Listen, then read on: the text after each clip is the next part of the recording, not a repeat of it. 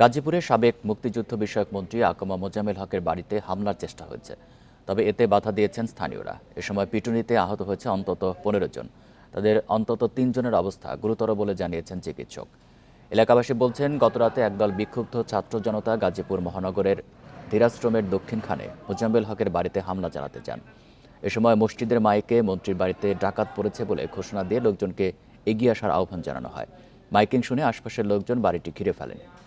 প্রতিহত করতে দেওয়া হয় ধাওয়া। এক পর্যায়ে কয়েকজনকে আটক করে পিটুনি দেন তারা। পরে তাদের উদ্ধার করে শহীদ তাজউদ্দিন আহমদ মেডিকেলে নেন আইনশৃঙ্খলা বাহিনীর সদস্যরা। বৈষম্য বিরোধী আন্দোলনের সময় হতাহতের ঘটনায় মামলা হওয়ার পর থেকে প্রকাশ্যে আসেনি সাবেক মন্ত্রী মোজাম্মেল হক। তখন থেকে তার গ্রামের বাড়িটিও ছিল তালাবদ্ধ।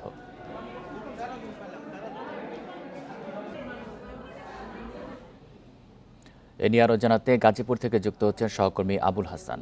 আবুল হাসান, ঘটনার বিষয়ে বিস্তারিত জানাবেন। এই মুহূর্তে এলাকার কি পরিস্থিতি, আর যারা আহত হয়েছেন তাদের কি অবস্থা?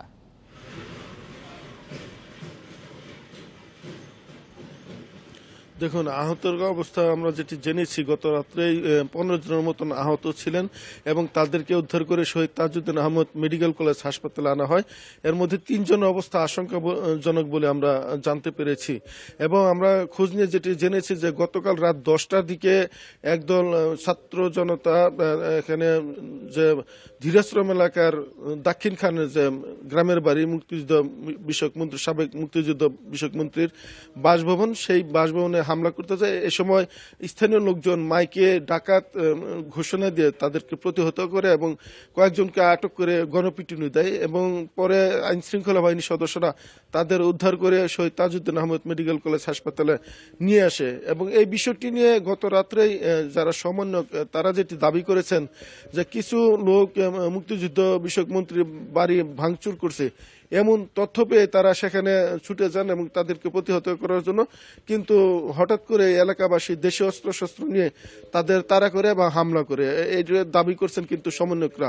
এবং আইন শৃঙ্খলা বাহিনীর সদস্যরা যেটি বলছেন যে এখন পরিস্থিতি স্বাভাবিক রয়েছে, যারা আহত হয়েছেন তাদের উদ্ধার করে হাসপাতালে আনা হয়েছে এবং এই ব্যাপারে তারা তদন্ত করে দেখছেন। তবে এখানে যারা সমন্বয়করা ছিলেন তারা যেটি দাবি করছেন যে ঘটনার অল্প কিছু দূরে কয়েকজন পুলিশ সদস্য ছিলেন এবং বারবার আইন শৃঙ্খলা বাহিনীর সদস্যদেরকে এই বিষয়টি নিয়ে অবহিত করা হলো, তারা তাৎক্ষণিক ব্যবস্থা নেননি এবং 2 থেকে 2.5 ঘন্টা পর তারা ঘটনাস্থলে আসেন, যার কারণে এই হতাহতের সংখ্যাটাই অনেকটা বেড়ে গেছে বলে তারা অভিযোগ করছেন।